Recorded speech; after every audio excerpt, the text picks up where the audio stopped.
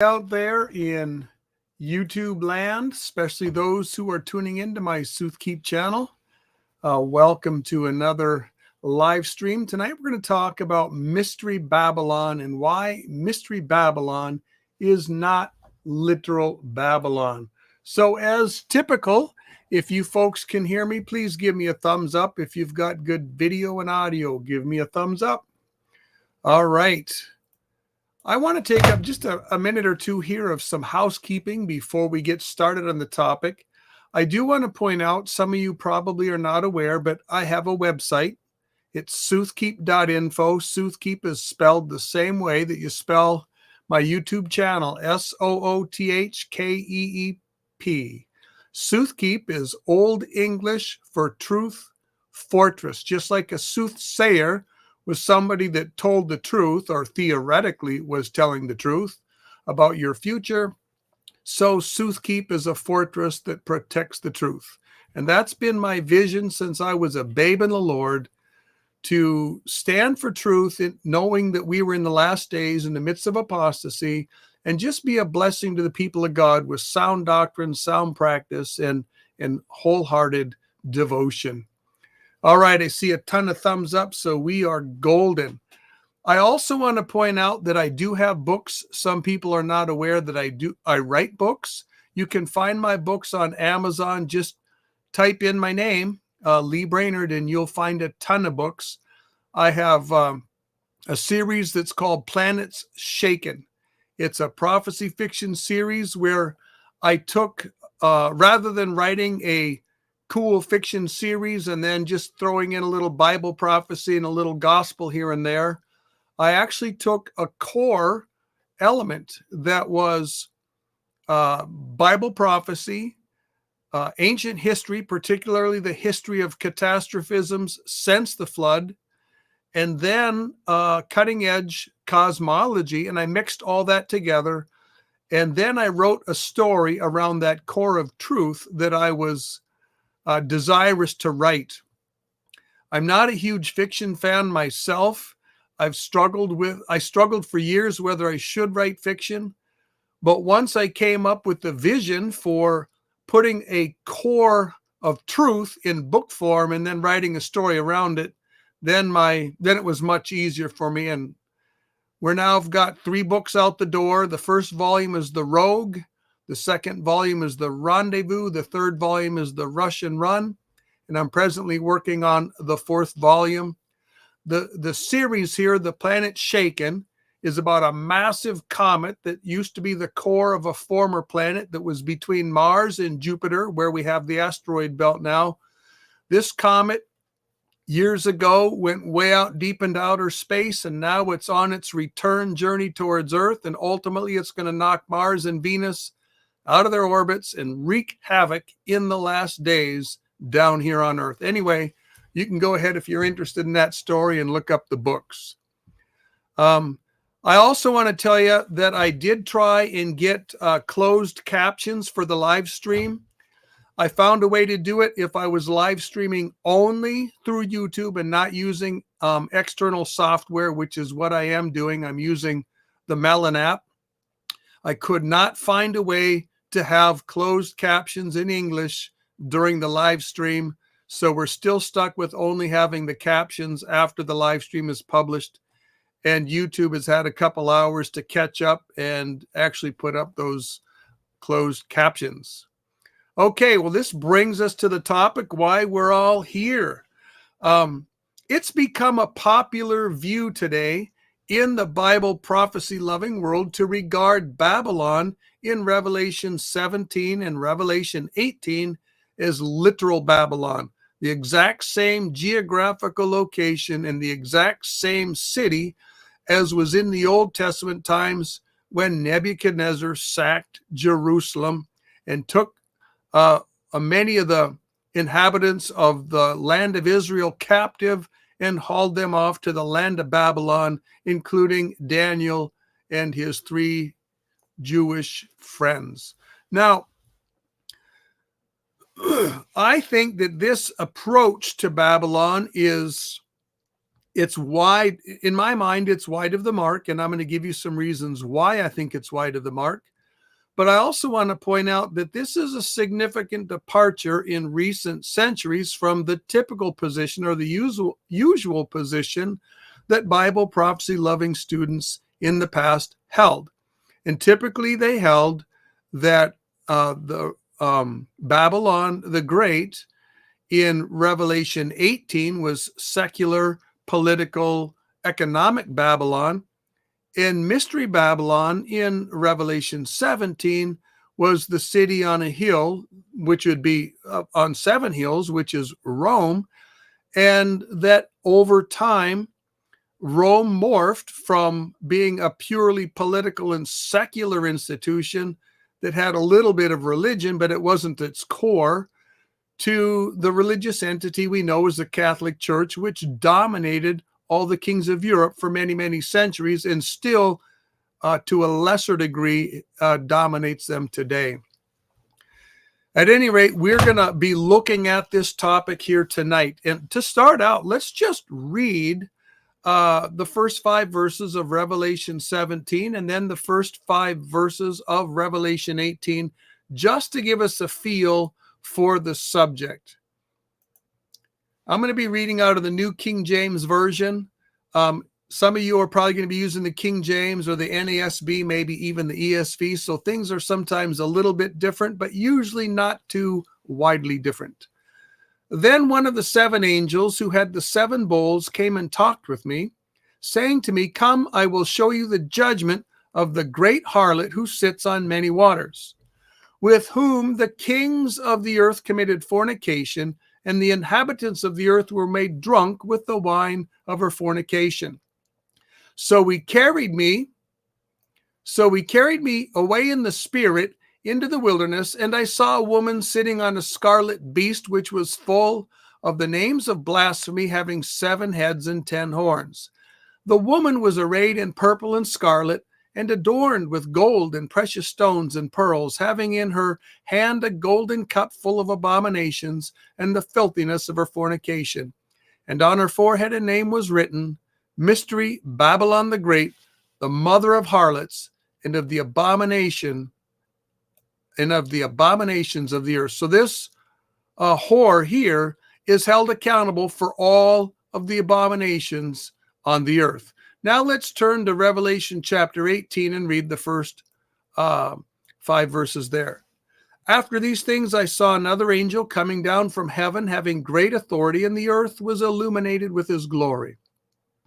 And he cried with a loud voice, saying, Babylon the Great is fallen, and has become a dwelling place of demons, a prison for every foul spirit, and a cage for every unclean and hated bird. For all the nations have drunk of the wine of the wrath of her fornication. The kings of the earth have committed fornication with her, and the merchants of the earth have become rich through the abundance of her luxury. And I heard another voice from heaven saying, Come out of her, my people, lest you share in her sins, and lest you receive of her plagues. For her sins have reached to heaven, and God has remembered her iniquities." Now, I'm going to give you 7 arguments tonight why people who believe that Babylon here is literal Babylon are convinced that it is literal Babylon. Now, the first argument that they make for Babylon being literal Babylon is they say that the historical grammatical hermeneutic, in other words, that's just a big fancy theological way to say literal interpretation. But anyway, they say that the historical grammatical hermeneutic requires taking Babylon in Revelation 17 and 18 as literal Babylon. They claim that taking it in any other way is just following the same pattern of allegorizing that dominated the church ever since the days of Augustine. But I don't think that this is correct, folks. All you have to do, and in fact, let's turn back to chapter 17 here, and let's look at verse 5. And there we read, "On her forehead a name was written, Mystery Babylon. Mystery Babylon the Great, the mother of harlots, and the abominations of the earth. Now, I just want you to pay attention to the word mystery. If it says Mystery Babylon, folks, that should be proof positive right off the bat. You don't need a PhD in Greek. You don't need a PhD in theology. You don't need a PhD in eschatology to know that this isn't literal Babylon. Now, I want to point out something else here in chapter 17, verse 5.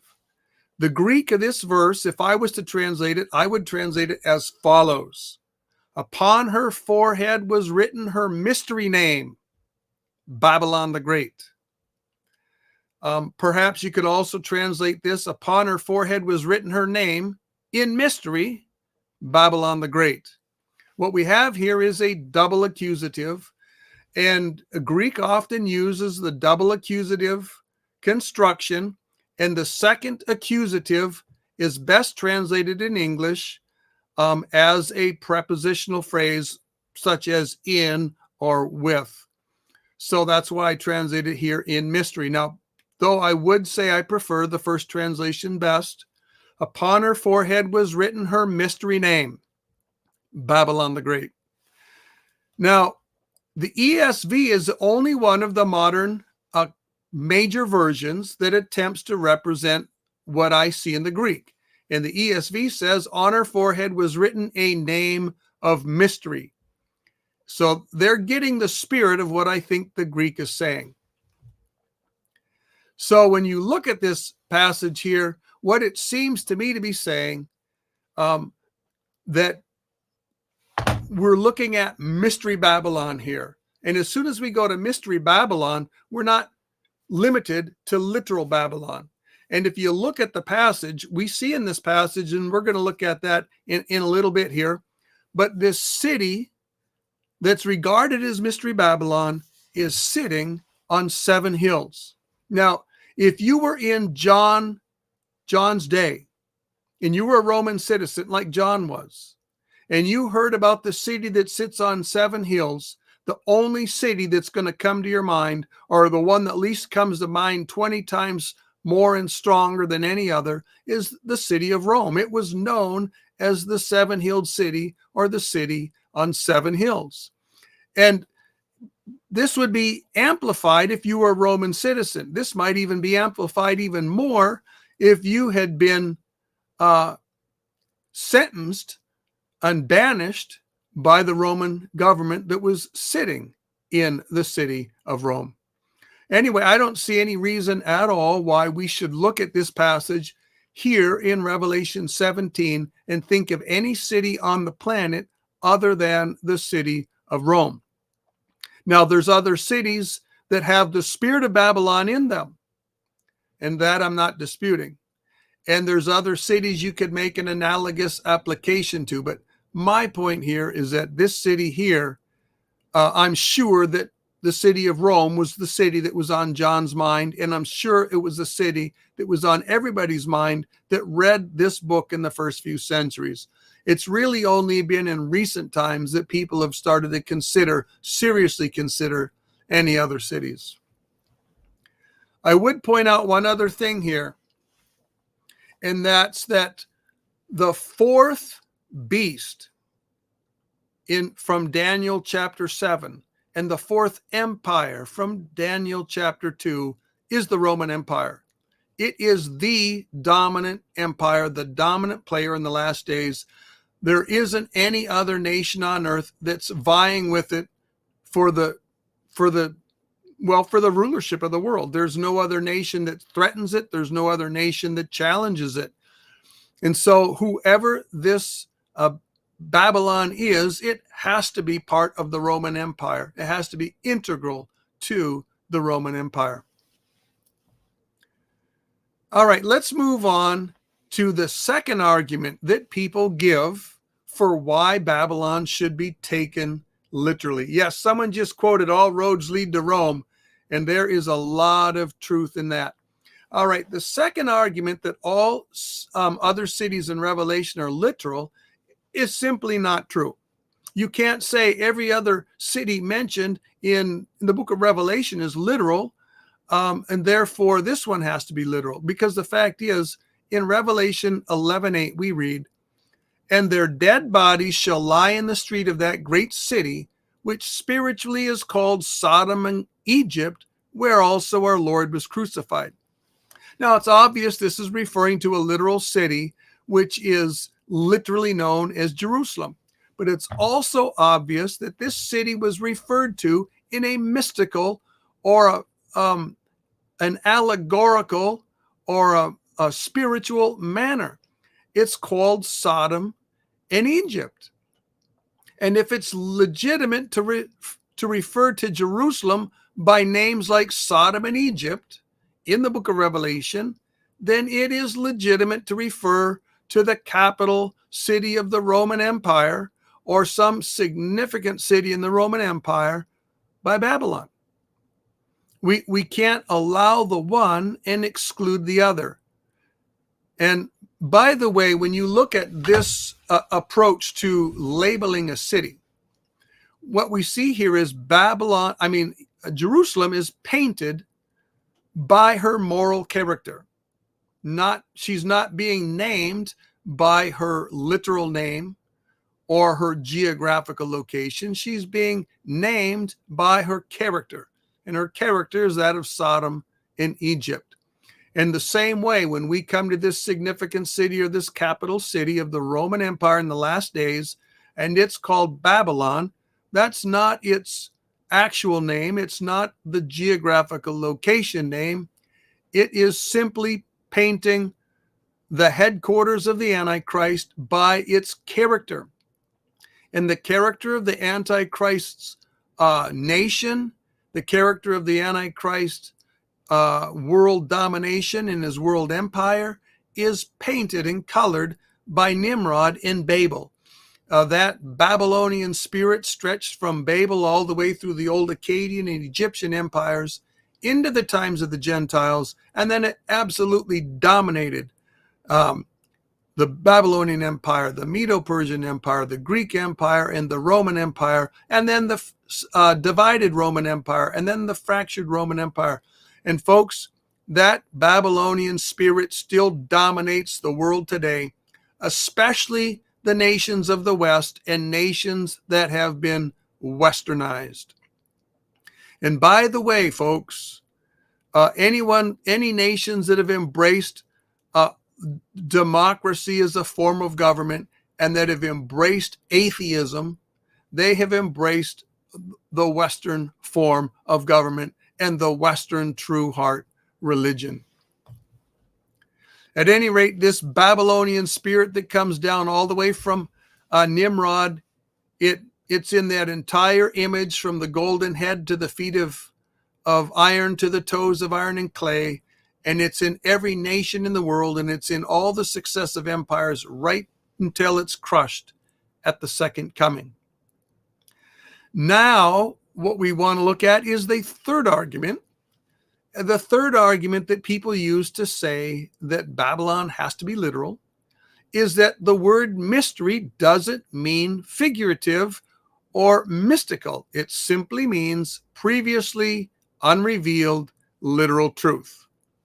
Folks, this is one of those arguments where it's really difficult for me to believe that the people that make these arguments are actually being honest. It's hard to believe that they've never looked this up in a lexicon, because if you look it up in any lexicon on the planet that covers the Koine Greek language, whether a New Testament lexicon or a Koine lexicon or a classical Greek lexicon, you're going to see that mysterion, the Greek word mysterion, which we translate mystery, has two main meanings. The first meaning is truth that's been revealed to you, and that's the way it was used in the ancient mystery religions, and it's the same use that we have in the New Testament, except that it's revealed to those who become born-again Christians rather than those that are initiated into the mystery religions. But it does have a second use. And the second use is the use for figurative or allegorical or spiritual language. This is in every lexicon and dictionary that covers the word. And we have the mystical senses used in the New Testament. For instance, in Revelation 1:20, we read, "The mystery of the stars which you saw in my right hand and the 7 golden lampstands." This is not the revelation of church mysteries here. This is the revelation of figurative language. This is the 7 stars or 7 angels, and the 7 lampstands are 7 churches. So, folks, mysterion or mystery does at times simply mean figurative or spiritual language. We can go down this path a little farther.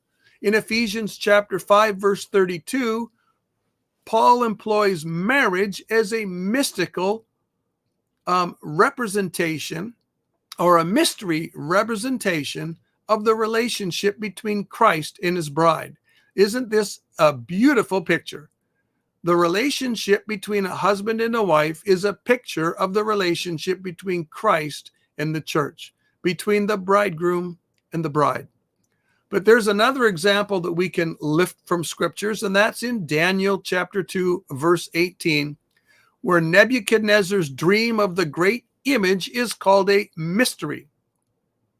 So if the word mysterion in Greek can be used to mean a figurative or a mystical sense in other parts of the Bible, then mystery Babylon can refer to a mystical or allegorical Babylon.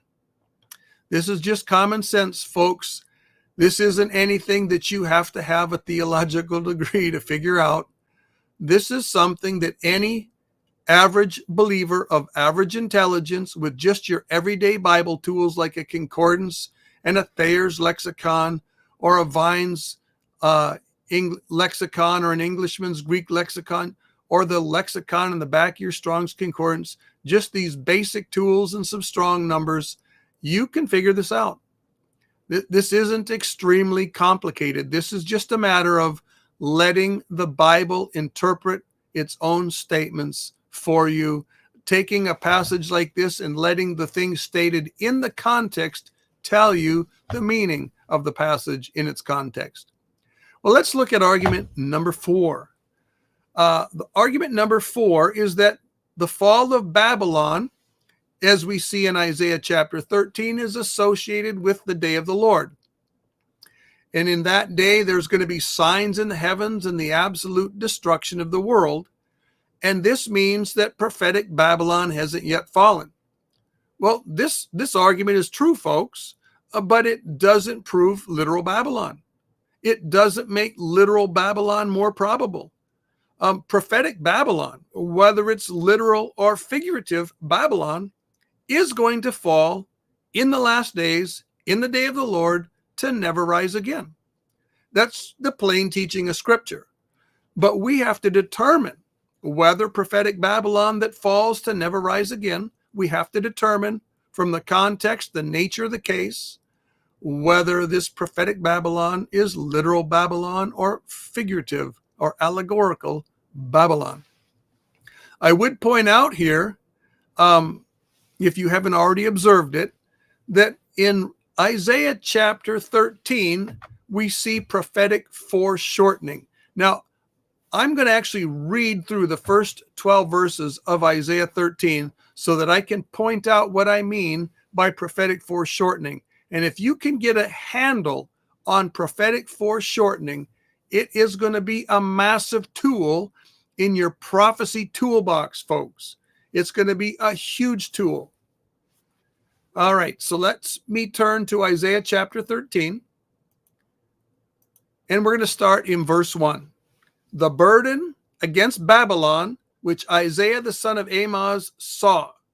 Lift up a banner high on the mountain. Raise your voice to them. Wave your hand that they may enter the gates of the nobles. Now, up to this point, it looks like it's addressing Babylon. But as we progress now farther into this chapter, we're going to see that there's things that just don't quite line up with historic Babylon or with the fall of Babylon in history or the decay of Babylon in history. Starting in verse 3, I have commanded my sanctified ones. I have also called my mighty ones for my anger, those who rejoice in my exaltation. The noise of a multitude in the mountains, like that of many people, a tumultuous noise of the nations, the kingdoms of nations gathered together. The Lord of hosts musters the army for battle. They come from a far country, from the end of heaven, the Lord and his weapons of indignation to destroy the whole land. Did you catch this, folks? This is not talking about an earthly army. These are his sanctified ones, his holy ones. These are the ones that he calls his mighty ones. And they're called for his anger, for his judgment. And they rejoice in his exaltation.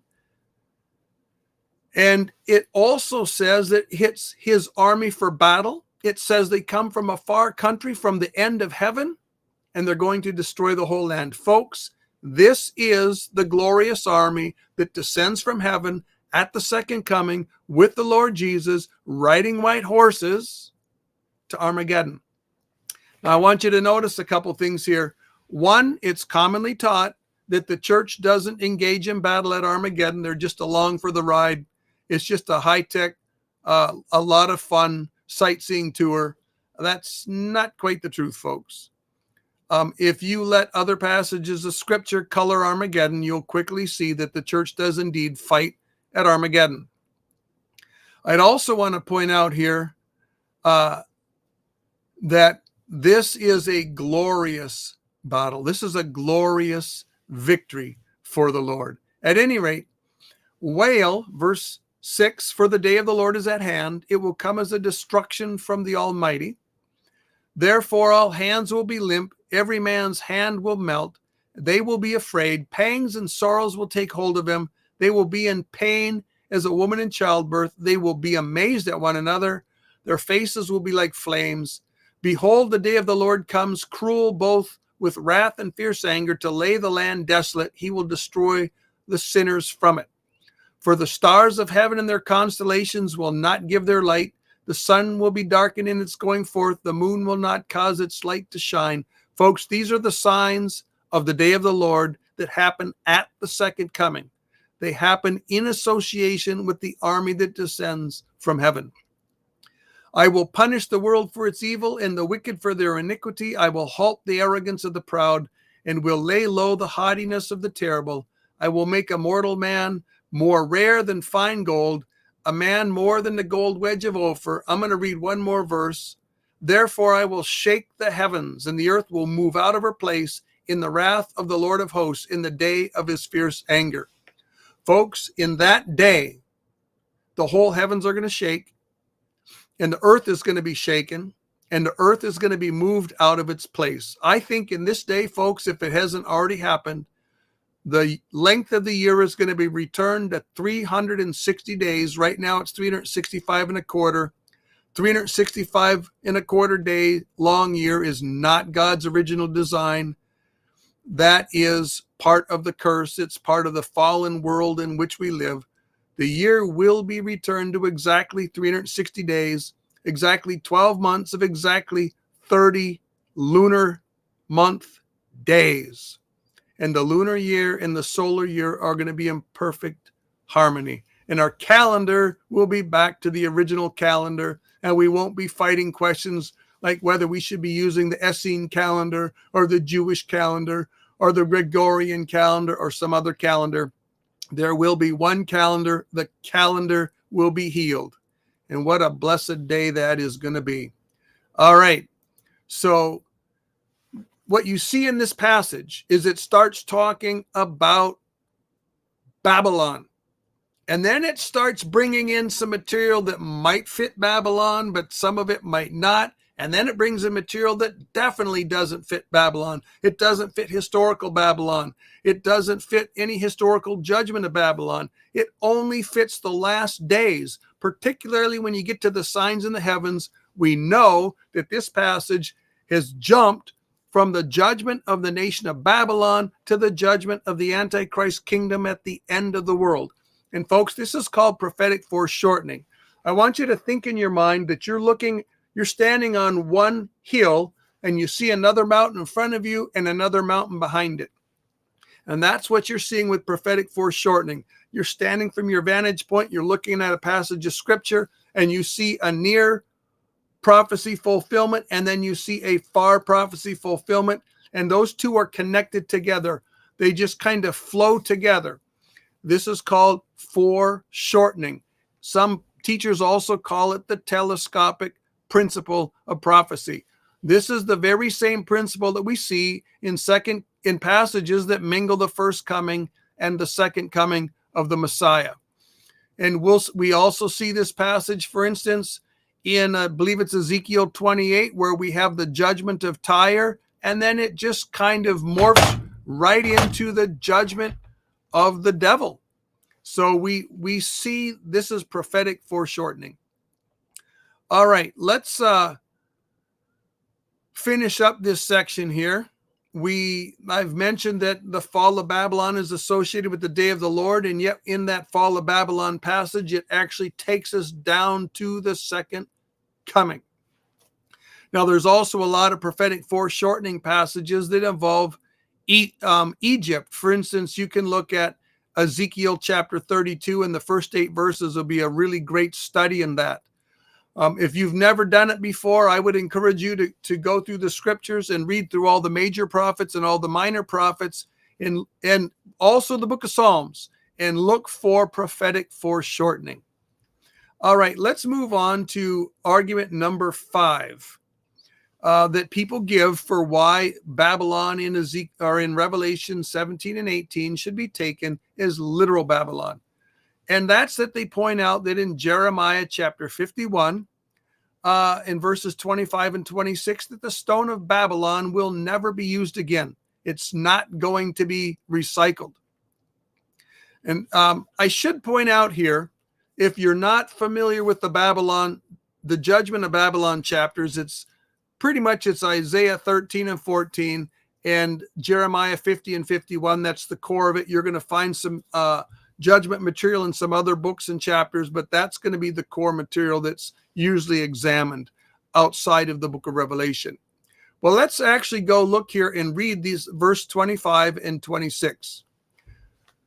Behold, I am against you, O destroying mountain, who destroys all the earth, says the Lord, and I will stretch out my hand against you, roll down the rocks, and make you a burnt mountain.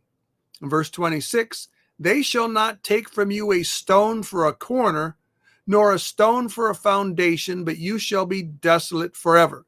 Now, this is a very interesting passage, because if this is actually referring to historic Babylon, then it would seem to indicate that some future destruction has to take place, because it's just a simple matter of fact that the bricks from ancient Babylon were used from basically shortly after the time of Christ all the way through the Middle Ages and up into the late Byzantine era. They were used, dragged away many, many miles to build other cities. And this was recorded by dozens of ancient authors, both Arabic and people that passed through as travelers and visitors and merchantmen. But here's the rub, folks. If this passage has prophetic foreshortening in it, where we're looking at a near judgment of Babylon and a far judgment that's spiritually connected to the judgment of Babylon, then it's a complete different issue. If this is last days Babylon on the other side of historical Babylon, then it's a completely different question. Now, let me point out a couple things in the context here which steer my mind away from literal Babylon in the future and force me to investigate figurative Babylon in the future. And the first one is, I want to point out that verse 25 is addressed to O destroying mountain. Now, folks, Babylon is not a mountain. Babylon is built on the plains. It's not built on a mountain. It's not built next to a mountain. It's on the plains. All right. However, In Revelation chapter 17, we see a city sitting on 7 hills. Now, they're not monster hills. And in the English language, we wouldn't translate this mountain because we have a huge distinction between what we call hills and mountains. Now, what they call hills and mountains in Montana is greatly different than what they're going to call hills and mountains in some parts of the country. However, I will point out that we're dealing with the Roman Empire here, folks. And in the Roman thought, those hills in Rome were called mountains. They were referred to by the Latin word mons, which is where we get mountain from it. And to make any of the most of the forms of the word, you use the stem M-O-N-T instead of the nominative form M-O-N-S. So we have to enter into the Roman mind here. We can't be trying to interpret this verse by the English mind. Now, so that's the first thing. It's addressed to a destroying mountain. Now, Babylon was never a destroying mountain. And sometimes the commentaries will say, but they did have the hanging gardens there.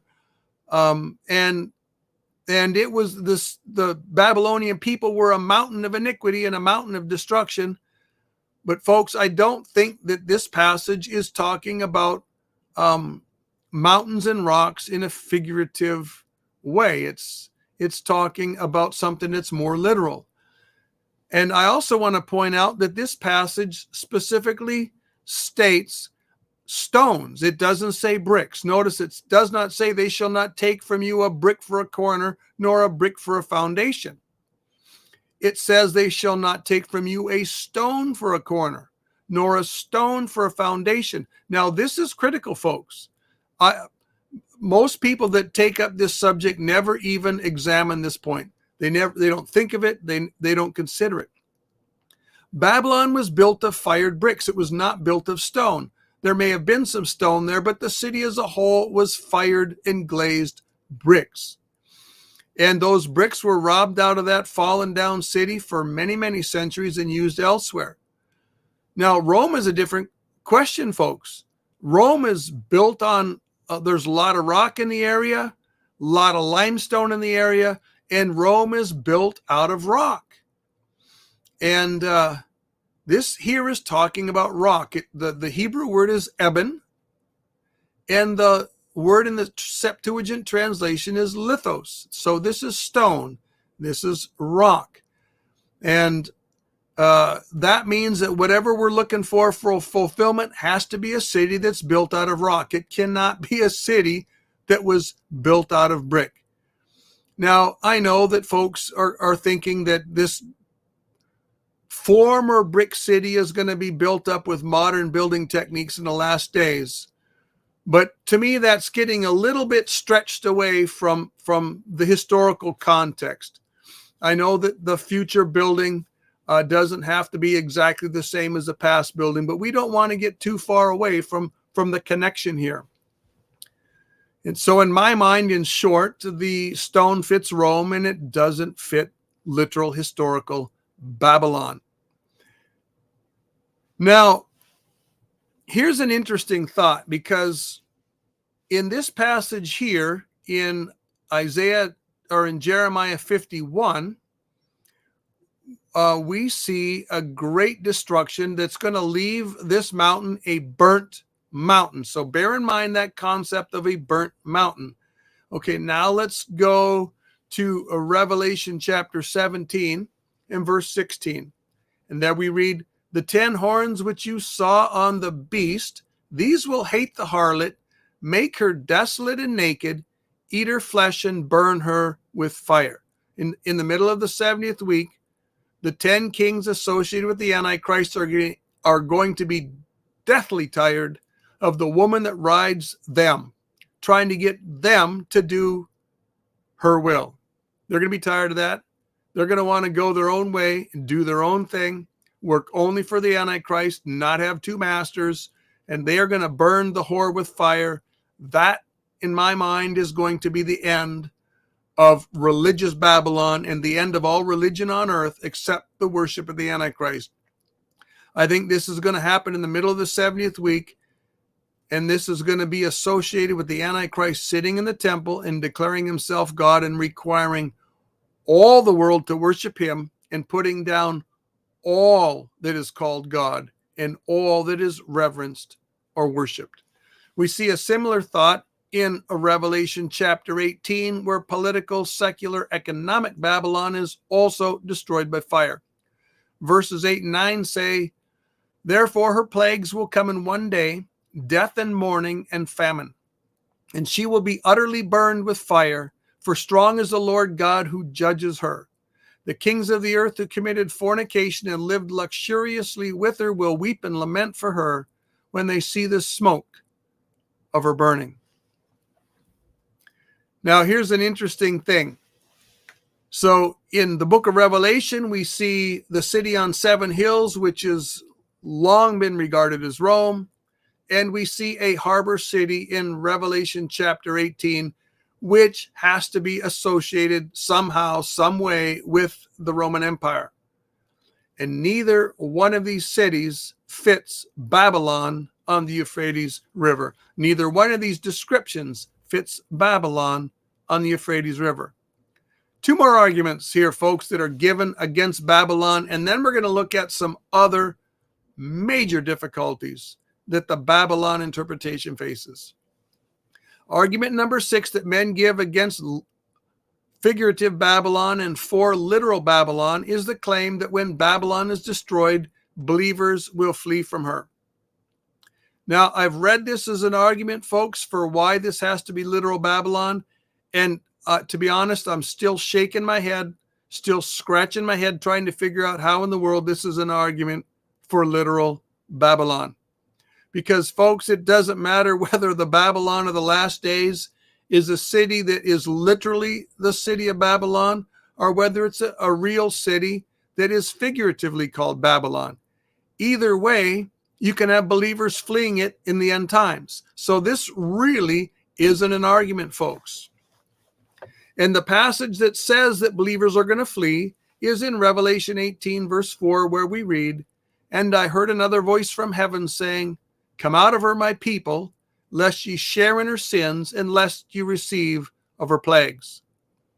Now, some of my colleagues regard this as a rapture passage. I can't go there myself, but I will tell you this. Even though I think that this is a second coming passage and that the judgment here is associated with the judgment at the end of this age that ends the spiritual Babylonian Empire, that ends the Nimrod spirit, that ends the Fourth Empire, that ends the restored, revitalized Roman Empire. Nonetheless, the principles of deliverance here actually very well fit as an analogy in the rapture.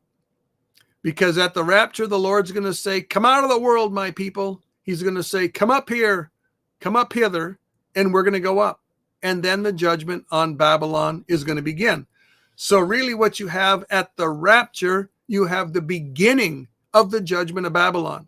And at the second coming, you have the consummation of the judgment of Babylon.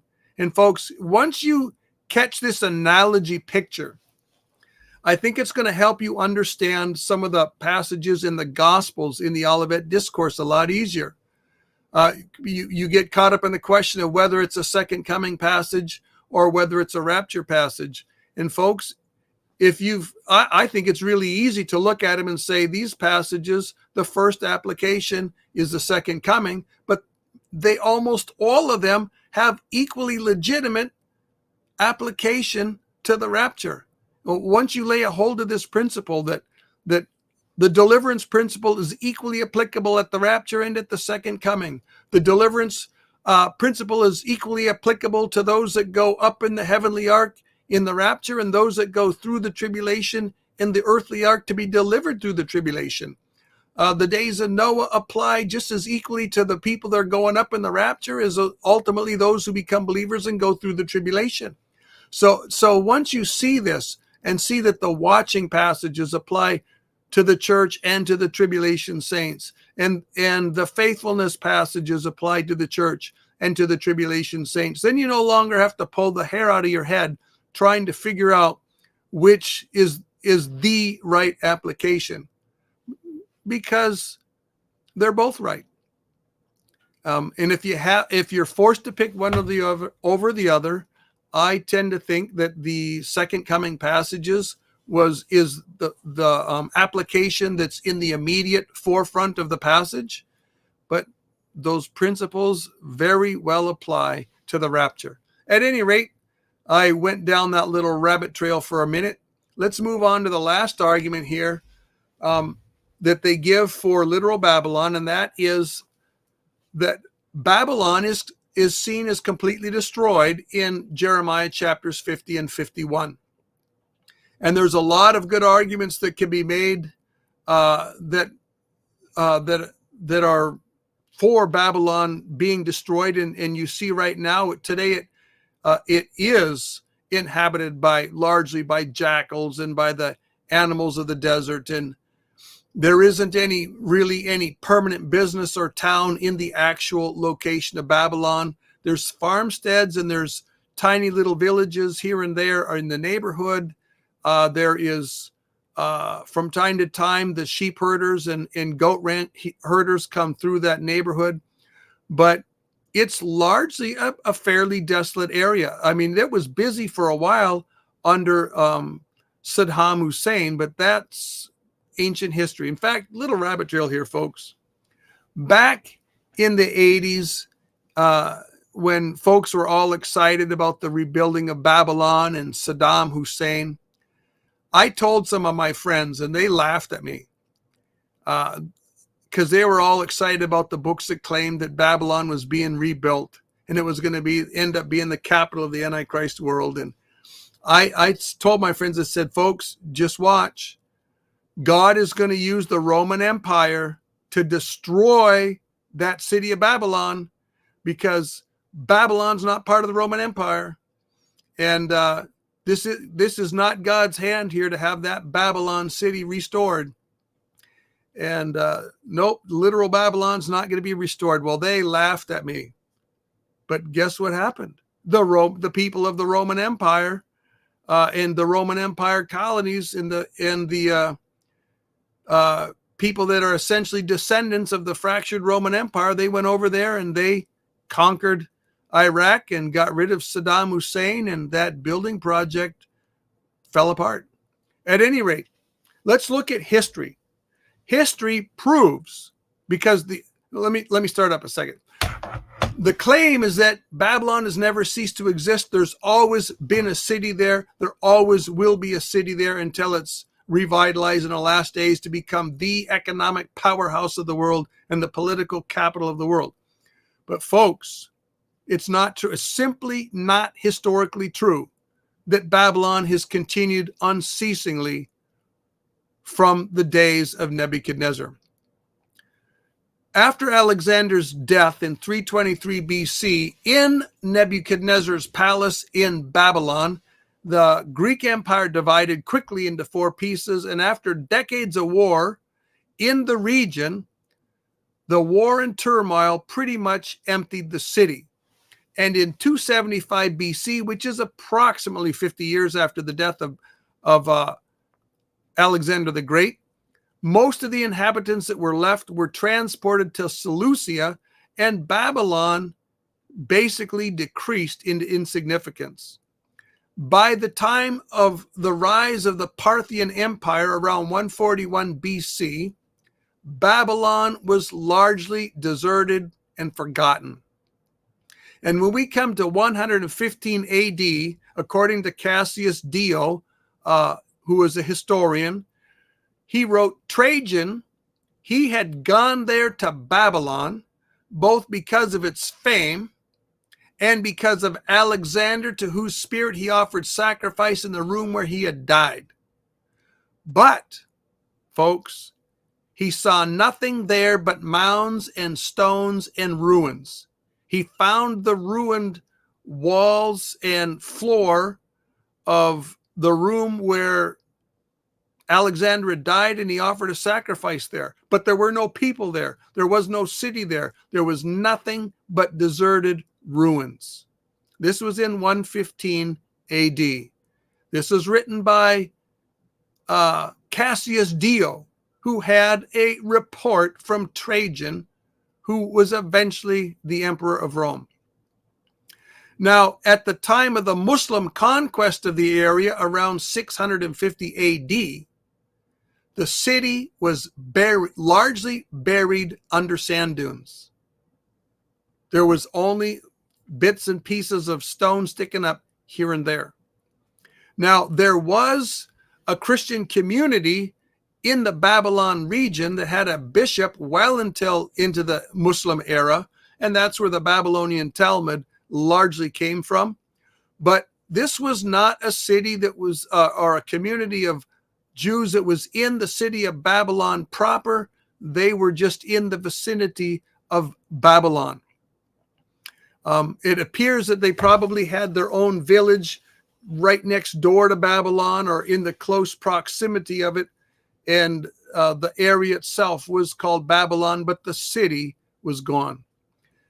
Now, in the 10th century, there was a historian, Ibn Hakwal, and in the 13th century, there was another Arabic historian who was known as Al-Qazwini, and both of these men described Babylon as a small village. So here again, now it has come back to life. There was just small villages of people scattered, a little village that was near the ruins.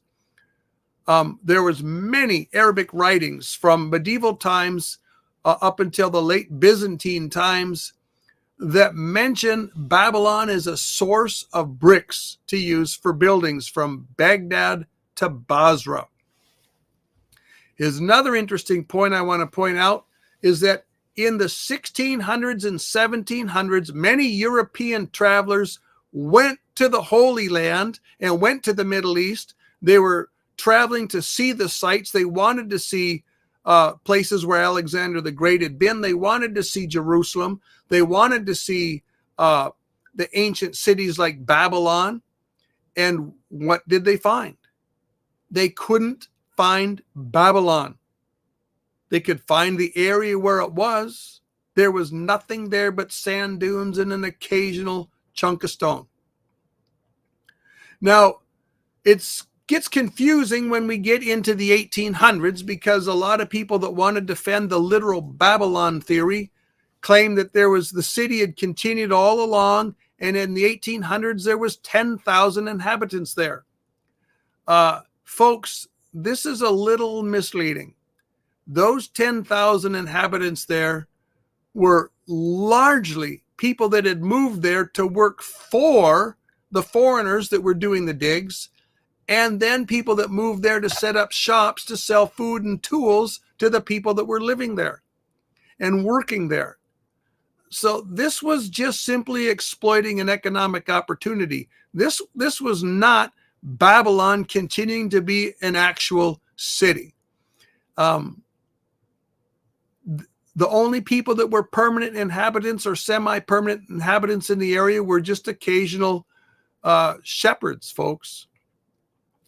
Now, even to this day, there is very little permanent population in the area. There's a couple small villages near the ancient town of Babylon, and there's a few little farmsteads with or ranches, I guess you would call them, with shepherds and goat herds there. But that's about all that is there.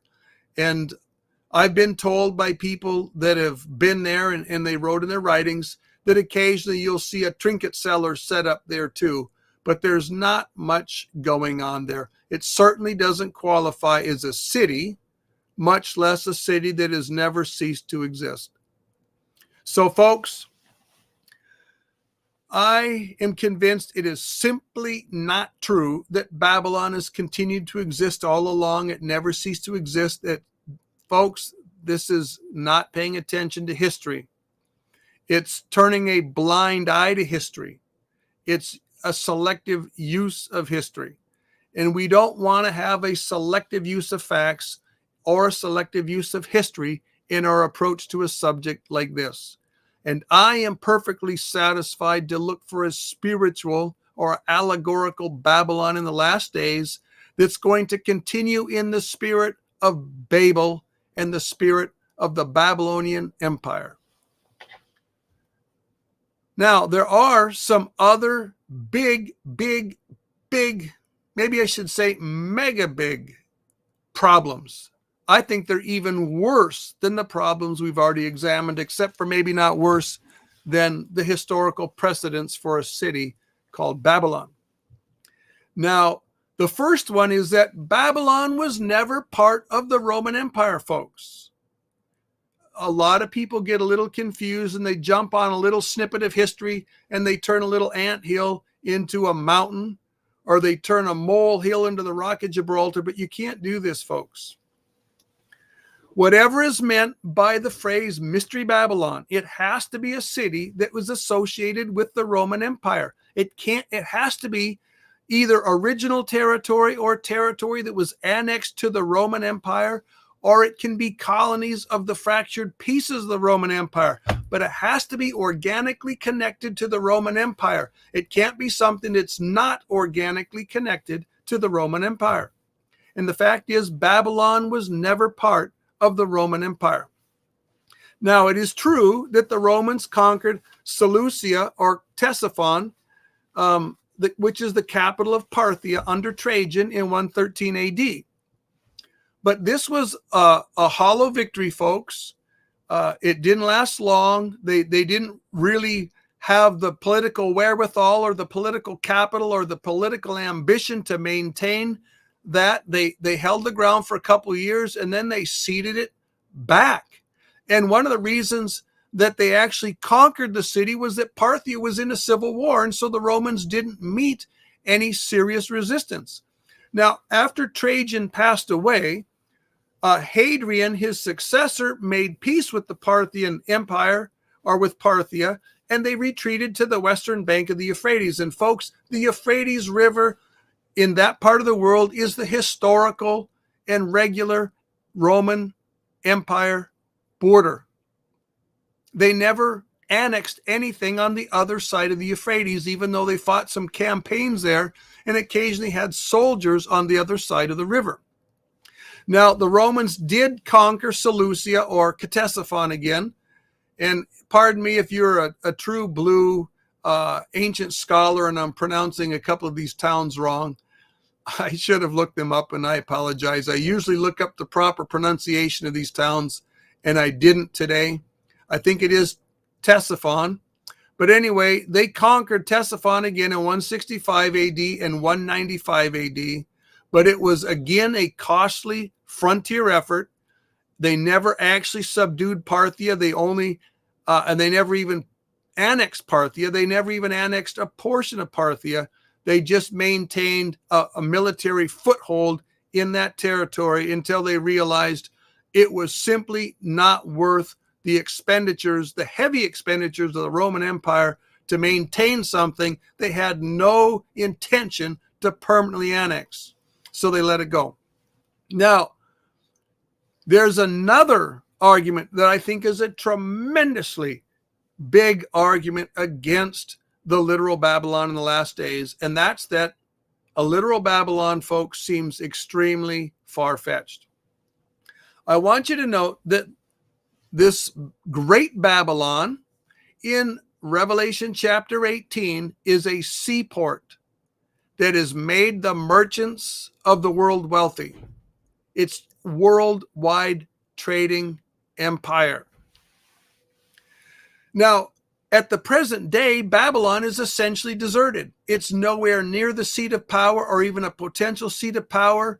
Iraq is an extremely fragmented country. They're a fraction of what they were. They're a ghost of what they were under Saddam Hussein.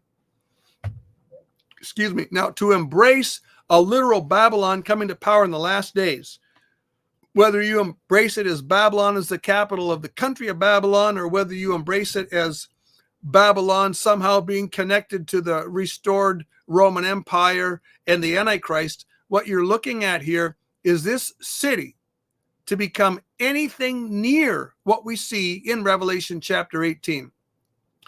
They have an insane amount of work to do, folks.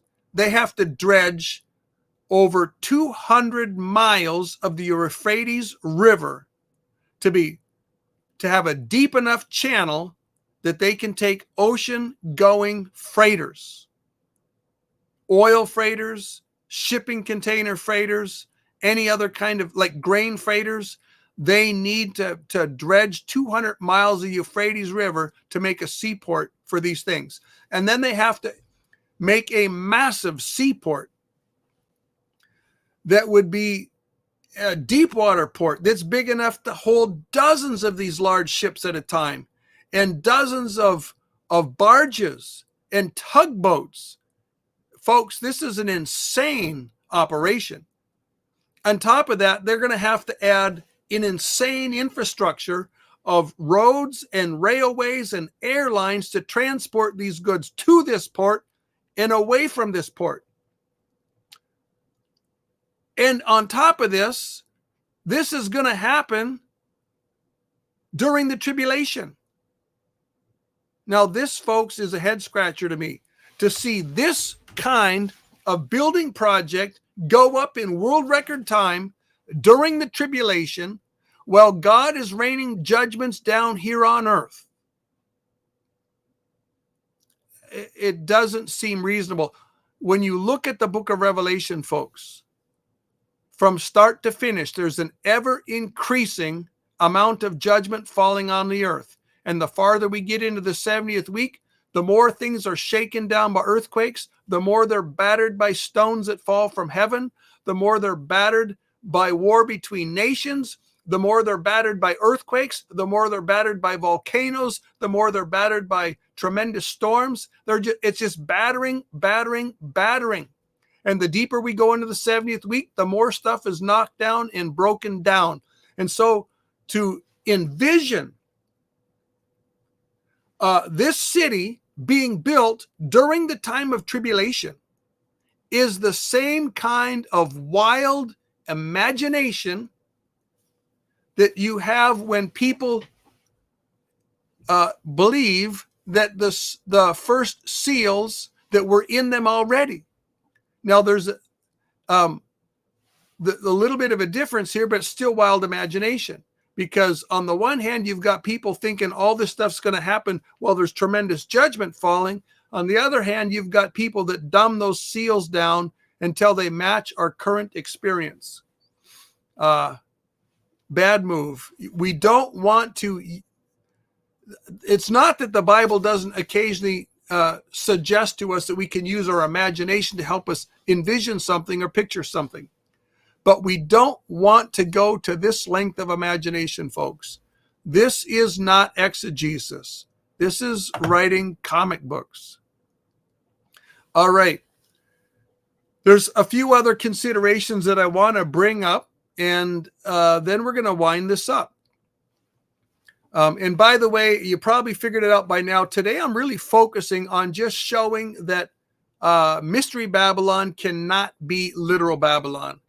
We're going to, next time I take up Babylon, we're going to look at who I think Babylon is. Now, that should be a fun study.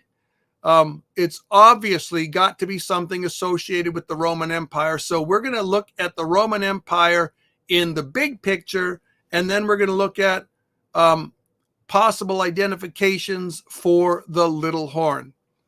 But anyway, that'll be next time. Theoretically, it should be next week, but we might end up having it a little farther down the future. I'll keep you posted. Now, there's a few other considerations. We've touched on some of these, but I want to make sure we touch on them thoroughly. First of all, we have to bear in mind that there's the Antichrist empire at the end of the world is the fourth beast out of the four beasts in Daniel chapter 7. That last days empire is the feet of iron and clay. That's an extension of the Roman Empire. It's still the fourth beast. It's still the Roman Empire. The Antichrist empire of the last days is Babylon in Revelation 17 and 18.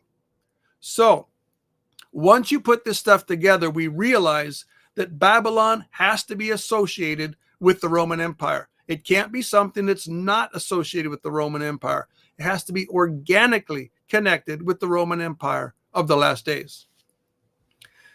And how I see this fitting together so that you can see the big picture, I want you to notice that when the great image that we see in Daniel chapter 2, it starts with the head of gold, and Daniel says plainly to Nebuchadnezzar, you are the head of gold.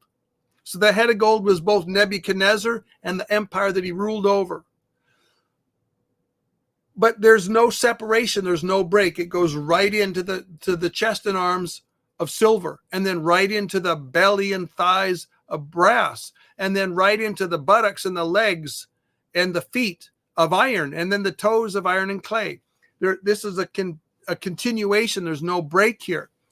And the relationship between the head and the body is similar, except satanic. It's similar to the head, which is Christ, and the body, which is the church. That body is gone from the beginning of the church age all the way to the end of the church age as the body is completed. And in that golden image, we have the head of gold, but he colors and basically gives the spirit and essence to all the empires that follow. Now, they change in their own ways, but every empire is a continuation of the Babylonian spirit, and that Babylonian spirit existed since Babel. It didn't originate with Nebuchadnezzar.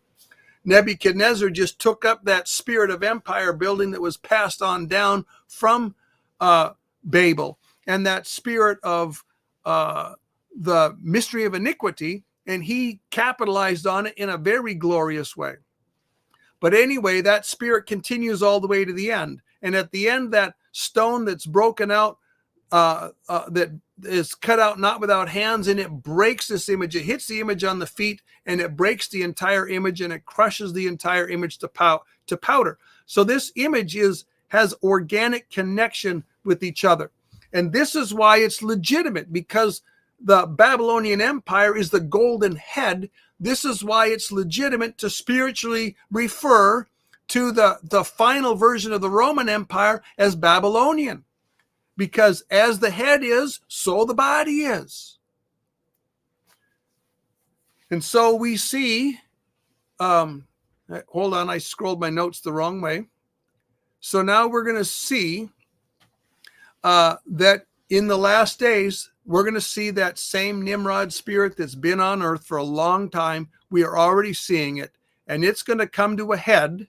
It's going to find its final resting spot, and it's going to find its burial spot, permanent, eternal burial spot in the Roman Empire, the revitalized Roman Empire of the last days.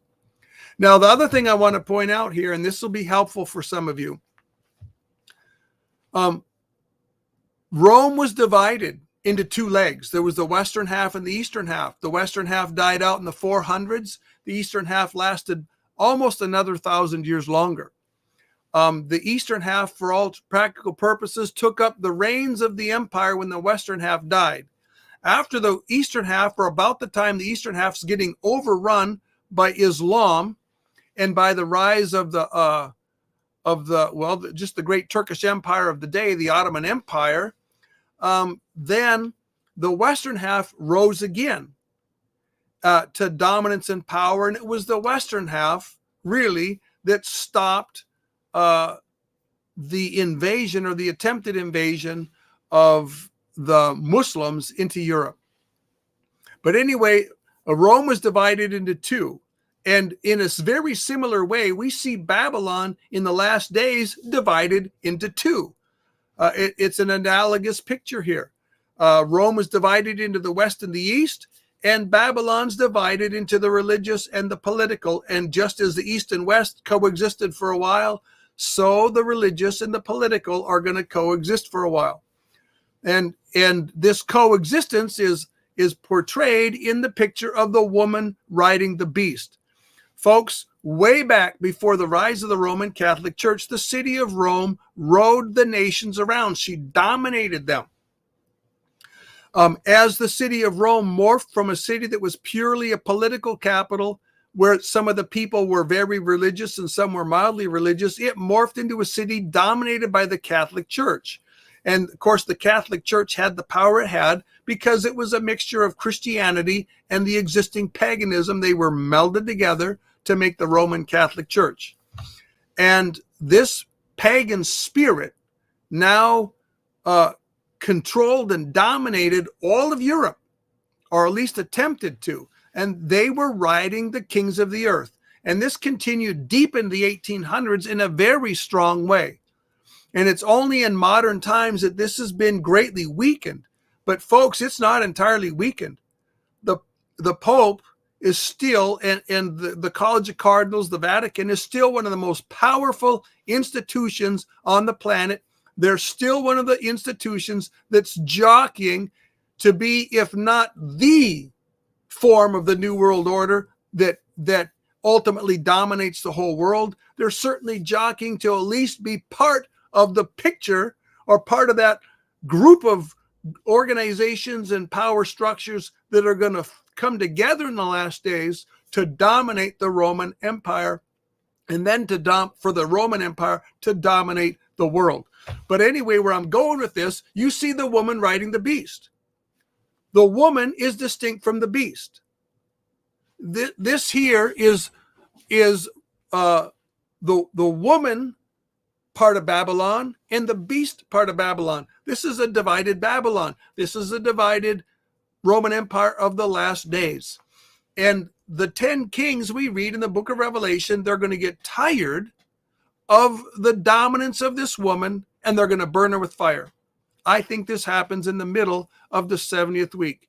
And then we're going to go into the one world Antichrist religion, where the whole world is going to worship the Antichrist as the first ascended master, the first human being to reach God's status. And they're also going to worship the devil, who's going to show up here on earth. They're going to worship him as the ascended master that's going to set the world free from Jehovah God and from his Christ. Now, there's another argument where we can see a distinction between the two parts of the Roman Empire of the last days, or the two parts of Babylon. And that we see that the woman that rides a beast in Revelation 17 is sitting on 7 hills. These are the 7 hills of Rome. There's no reason to think of any other city on earth. When John wrote this book in around 96 AD, the people that read it, they would have thought of no other city. That would be the first city that comes to mind, might even be the only city that came to mind. And that's certainly the one that John was thinking about, and it's certainly the one that God intended. But the city in Revelation 18 is not a city sitting on 7 hills. It's a massive port city. So again, these two Babylons are distinct. Now, we might struggle trying to figure out all the details of how and why they're distinct. And that's fine. That's okay. Everybody I know that cares about the subject struggles with the subject. But the one thing that we have to say is really clear. These can't be the same city. These are two different cities, two different locations, two different aspects. They're very related. They're part of a whole, but they're different. The spiritual Babylon, or religious Babylon, is going to be burned and destroyed by political economic Babylon. The last point that makes a distinction is in Revelation 17:6. We see the woman on the 7 hills that's drunk with the blood of the saints. But in Revelation 18:24, we see that the port city Babylon is guilty of all the blood of all the saints of all the ages. This implies to me that the political Babylon that's left is really being held accountable for the whole Babylon scenario that's been in the entire world from the beginning since the flood. Holding them accountable for that, and that the religious Babylon that was destroyed was a significant portion of it, but it was a derivative of the Babylonian picture as a whole. So that basically wraps up my presentation, folks. I think it's relatively easy to debunk the theory that Babylon in Revelation 17 and 18 is a literal Babylon. However, it's much harder to make a positive ID on who it is. And you know what? If you never do figure out who you think it is, and you don't get filled in until we're watching all this unfold on big screen TV up in heaven while we're drinking our Heaven Bucks coffee and eating peanuts and popcorn and watching all this happen down here, folks, that's okay. We don't have to understand this, but the spiritual mind loves to investigate these subjects. And even when we investigate these subjects and we don't get all the light we'd like to have, folks, you do get light. So I hope and pray that your mind is exercised on these kind of questions. At any rate, I'm not going to identify today all that I think about the Roman Empire restored in the last days, and I'm not going to identify who I think the little horn is, but we will get into that the next time I take up the subject of Babylon. And I'm intending to do that next week, Lord willing, but we'll have to wait and see. Sometimes my schedule gets insanely busy. So with that, I'll wrap up my presentation on why I think Babylon is not literal Babylon. Hopefully it's been a blessing to you. And at this point in time, we're going to open up for the questions. See what we have here for questions. Okay. Oh, we got a ton of questions today. Question.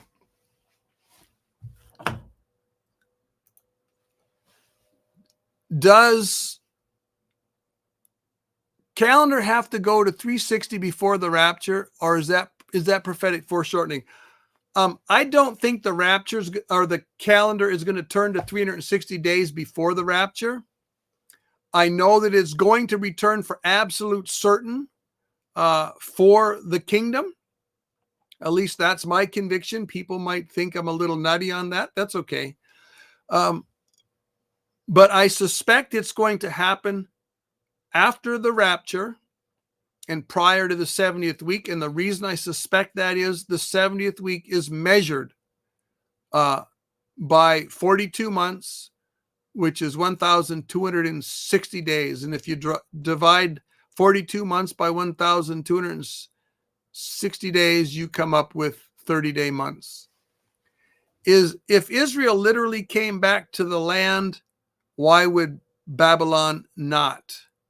Well, that's an interesting question, but I'm not sure if I fully understand where they're trying to go there. The nation of Babylon has never left Babylon. The nation of Babylon is still in Babylon. And God had promised that Babylon was not going to be rebuilt. And I think that promise is going to be kept. And I think it's, if there's any question about it, it's going to be exhaustively fulfilled in its destruction with the destruction of the spiritual Babylon. Okay. When do you think Satan fell from heaven? Well, here, he fell from heaven when he actually fell, which I think was prior to the fall of man. How far before the fall of man, I have absolutely no idea. I don't know if there's days, weeks, months, or years there, or ages. I have no idea. All I know is that Satan and his fellow angels fell before man, and they were already on the scene when man was in the after the creation down here.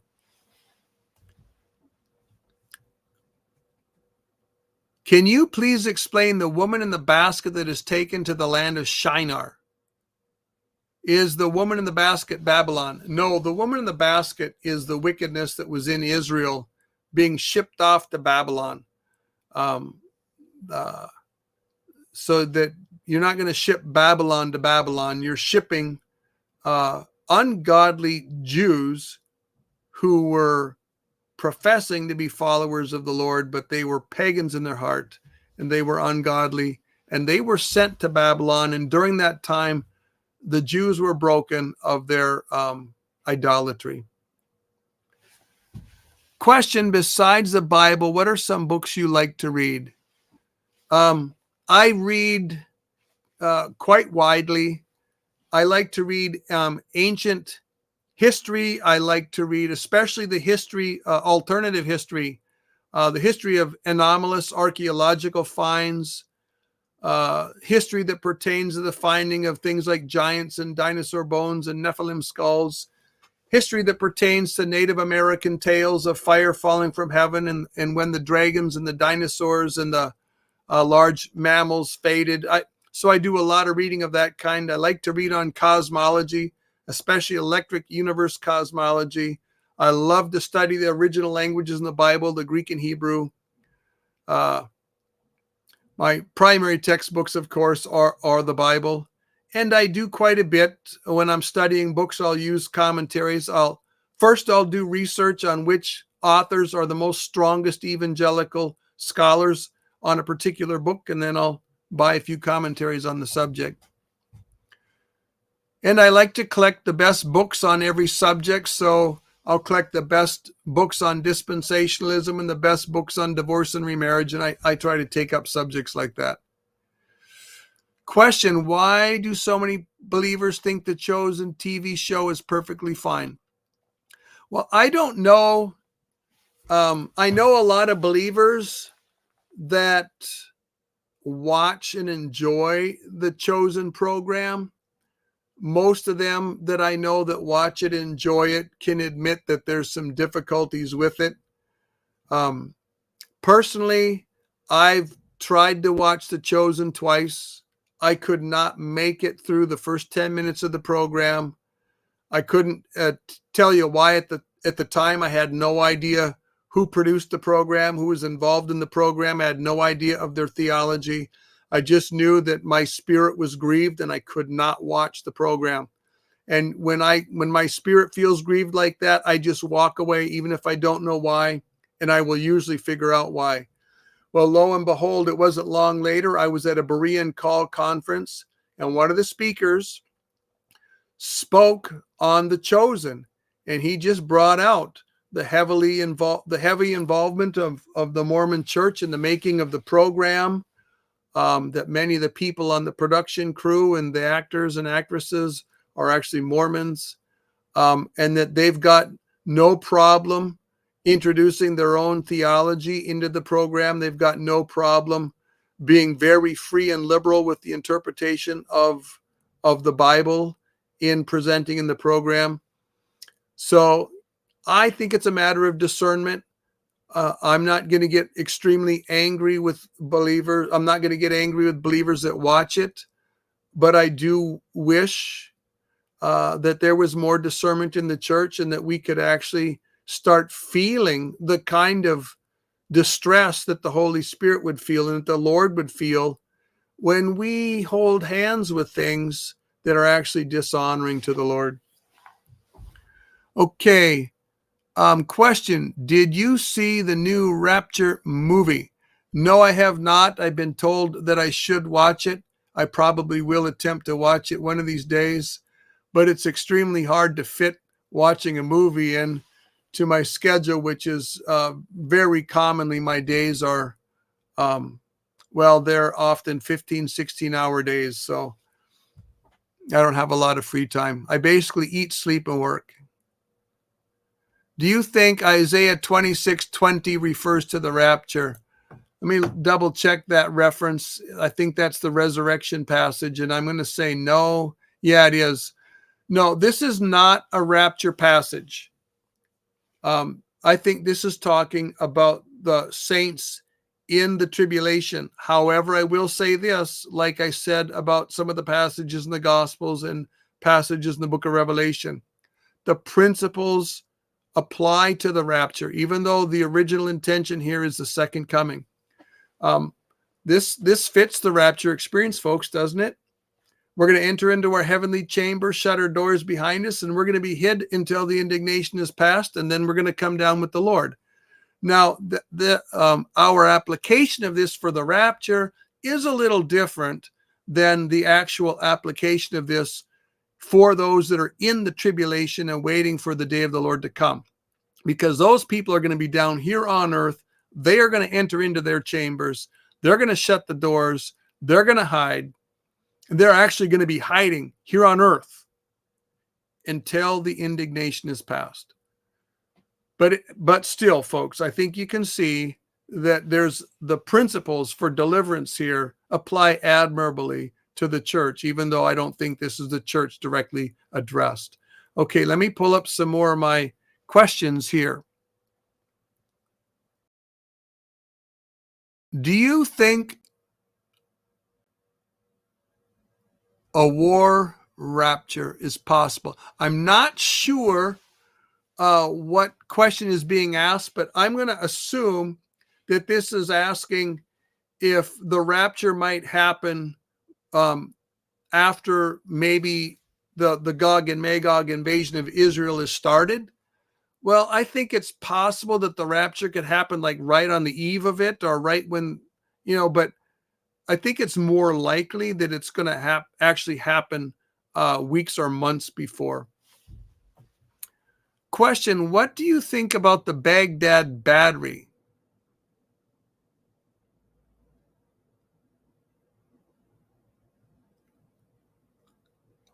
Oh, okay, good question. Do you think it's something to keep us away from the tech that existed back then? Well, there was technology, folks, some pretty interesting technology back in the days when the earliest pyramids were being built. They apparently had what we would call very crude batteries, very crude light bulbs running off of a few watts of light to give off just enough light. There wouldn't be much more light than a candle, but there wouldn't be pollution. And that's the light that they used to paint the insides of these pyramids. I don't think they had any secret technology after the flood that was more advanced than what we have. I think that they did take some technology off the ark with them, and that was slowly lost over the centuries. But I don't think that the technology that we find in these archaeological finds is advanced beyond ours. So it's not really secret technology. It's just crude or rudimentary technology that was lost. Do you know anything about the book the recently dead Pope wrote? No, but it sounds fascinating. Can Great Babylon be America? Yes, I do think it's possible. I think America is a great candidate for the little horn. Question: could you please explain Revelation verse 12, verse 5, and her child was caught up to heaven? Why are a lot of believers believing this is the church? Personally, I do not believe it. Okay, great question. Let me turn to Revelation chapter 12, verse 5, and read the passage. In fact, let's start with the middle of verse 4. And the dragon stood before the woman who was ready to give birth to devour her child as soon as it was born. She bore a male child who was to rule all nations with a rod of iron, and her child was caught up to God and his throne. Then the woman fled into the wilderness. Okay, now this is very interesting here. It's a male child. Now, I think that you would be doing injustice to this verse here if you treated this as if this was only the church. A few people do that, and I think it's a mistake. You can't really separate this from the reference to the child that was given birth, who's the Messiah. All right, but here's the point. I see here both the head and the body, the fulfilled man, because this fulfilled male child is going to rule all the nations with the rod of iron. That line here says that this can't be the church alone. Okay. However, the church is the body and Christ is the head. And who's going to reign over earth during the kingdom? It's going to be the whole Christ, the head and the body, the husband and the bride. All right. And so I think what we have in this passage here is an implied rapture. The head went up first 2,000 years ago. The child is also going to be caught up. The rest of the child, the body, after the body is caught up, then the woman is going to flee to the wilderness. Now, this is slightly, it's figurative language here, but I think the typology is legitimate. And there's been a number of great men, many of the early brethren authors who first introduced the pre-tribulation rapture to the world in the 1830s to the 1850s, 60s. They held that the man-child here was the whole Christ, the head and the body. And many men like Chuck Missler also held that this was the whole Christ, the head and the body. And I agree with them. I think that is what it is. The passage lacks a little bit if you think it's only Christ the head, and it lacks even more if you think it's only the body without the head. But if you put the body and the head together, then it makes very good sense. Okay.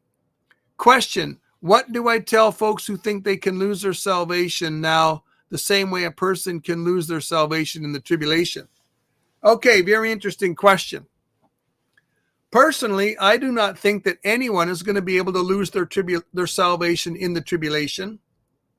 I don't think anyone in the Old Testament that was truly saved ever lost their salvation.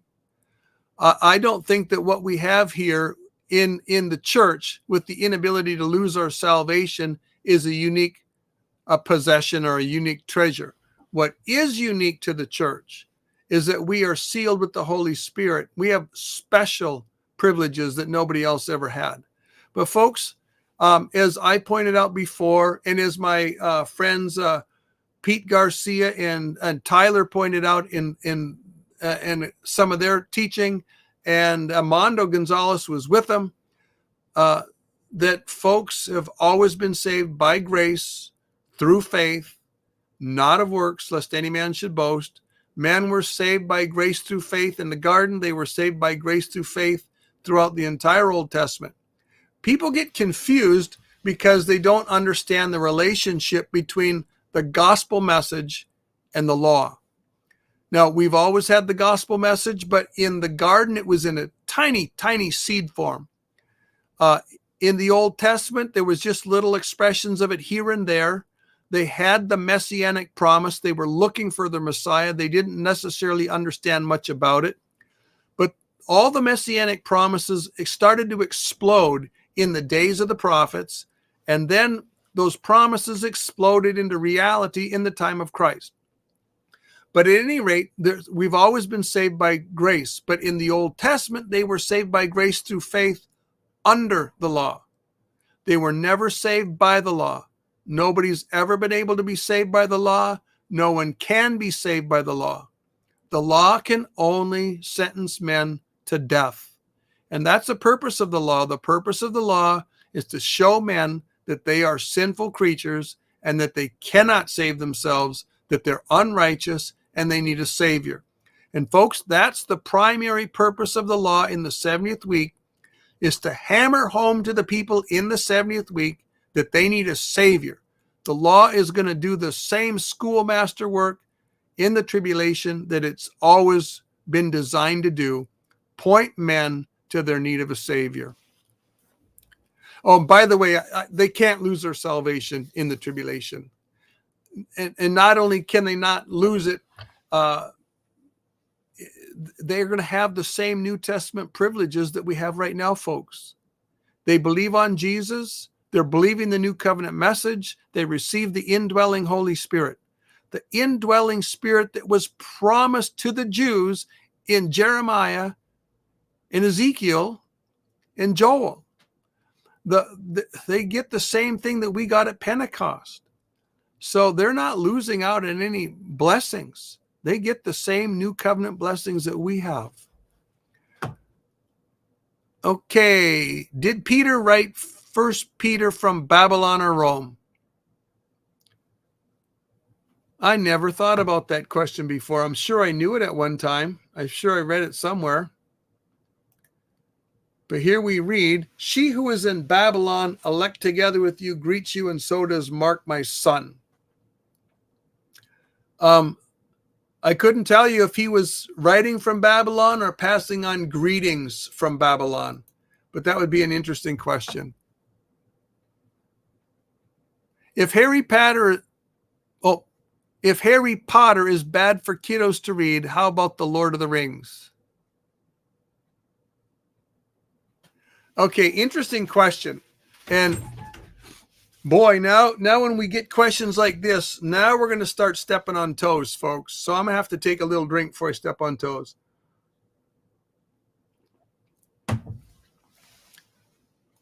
Here, there's some very good things about the Lord of the Rings, and there's also some bad things about the Lord of the Rings. Personally, just on the ground of literature, the Lord of the Rings is tremendous literature. I've never read Harry Potter, but just those kind of storylines, folks. It may be well written, but I don't think it belongs in the same class as classic literature like The Lord of the Rings. If you were to make a list of all-time great literature, I think The Lord of the Rings would rank in the top 100 great works of all times, whether written by the great English authors, the great Russian authors like Tolstoy and Dostoevsky, whether the great German authors like Goethe. It's just an amazing piece of literature. But having said that, folks, the Lord of the Rings literature has got the same kind of problems, just on not so grand a scale as the Harry Potter books. They're really portraying witchcraft and sorcery as if it's in good light. And here I want you to understand something. I put the Lord of the Rings in the same category that I put all the Hollywood end of the world movies. If you notice in these Hollywood end of the world movies, there's always some mighty god or some mighty force that's headed towards Earth. It's going to destroy the Earth, or maybe it's an inanimate thing like a big meteorite or a comet. But whatever's coming, if it involves beings, those beings are the bad beings. So the beings that are coming to judge the earth are the bad guys. And then the beings that show up to help the earth are the good guys. Now, I want you to notice in these movies, the heroes that help the world are always portrayed as the good guys. And they're always good looking. And they're always brave and courageous. And then the bad guys are always ugly. Folks, I think all this literature, from The Lord of the Rings to all these modern Hollywood movies, they are preparing the world to oppose the coming invasion by heaven as a bad guy trying to destroy this world.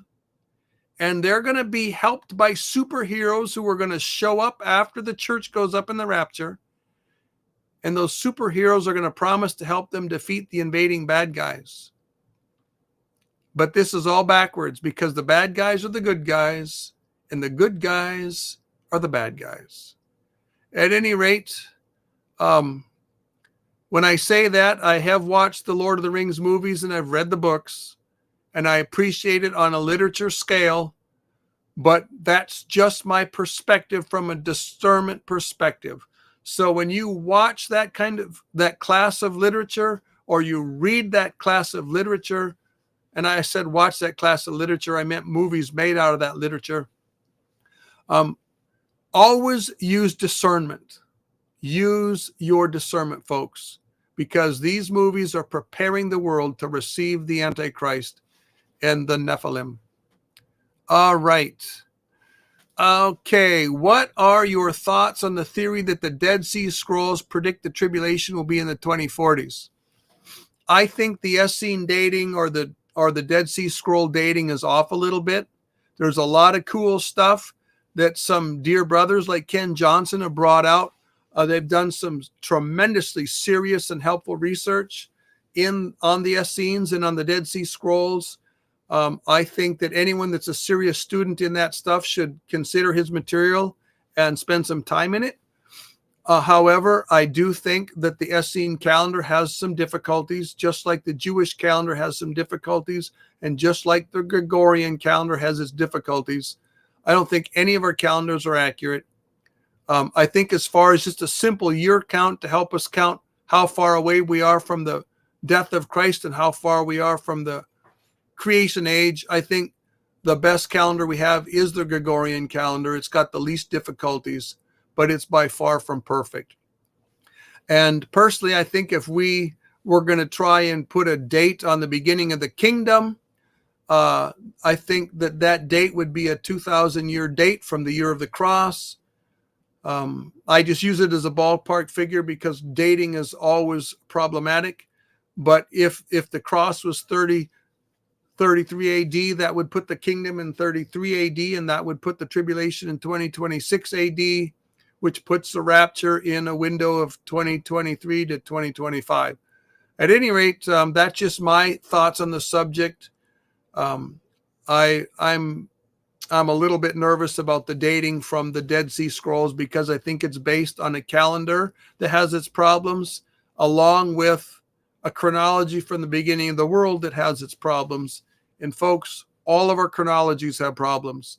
The brightest minds that have tried to come up with how many years have transpired between the garden and the cross, they typically come up with somewhere between 3,800 years and 4,200 years, which tells us that 4,000 years is the average. And that's, I think, if we had found every difficult, thorny issue in chronology from creation until the cross, and we got every one of them exactly right, and we had all the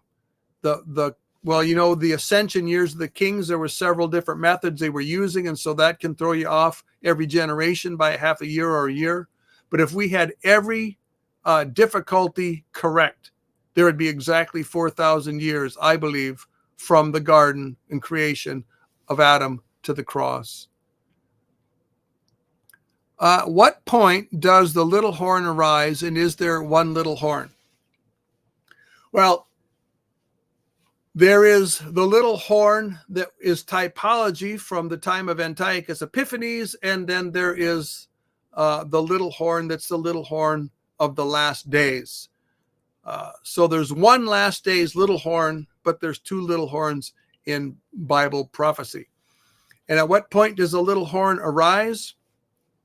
In my estimation, the little horn country is alive already, and the little horn is already alive and well on planet Earth, and he's just waiting for the day of his revelation. Excuse me. What will we accompany Jesus? Oh, will we accompany Jesus to Basra Petra at second coming before going to the Mount of Olives?